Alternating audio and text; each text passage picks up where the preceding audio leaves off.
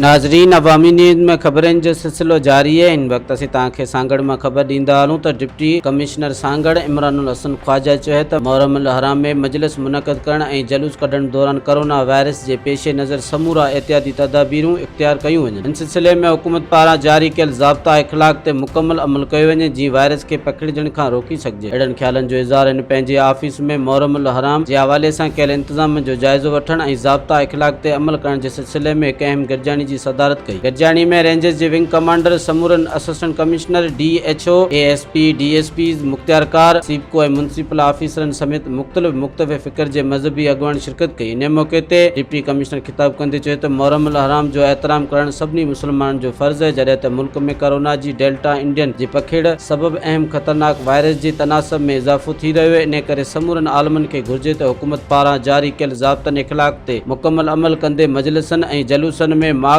जो इस्तेमाल लाज़मी ऐं हैंड सैनिटाइज़र जे दस्तियाबी खे यकीनी बणायो वञे। शरीक माण्हुनि जो तादाद घटि करे ॿारनि ऐं पोड़नि समेत बुखार, खंघ या ज़ुकाम में मुब्तला माण्हुनि खे मजलिस या जलूस में शिरकत करण जी इजाज़त न ॾिनी वञे। मजलिस मुनक़द करण खां अॻु ऐं पोइ फ़र्श खे साफ़ पाणी सां धोयो वञे। मजलिसूं खुलियल हंधनि ते वक़्त जी पाबंदी सां मुनक़द कयूं वञनि। जॾहिं त माण्हुनि में कोरोना वायरस ख़िलाफ़ सुजागी पैदा कई वञे जीअं वायरस खे पखिड़िजण खां रोकी सघिजे। मज़ीद खबरों और तफसीलात के लिए विजिट करें हमारी वेबसाइट www.awamiNewsHD.com।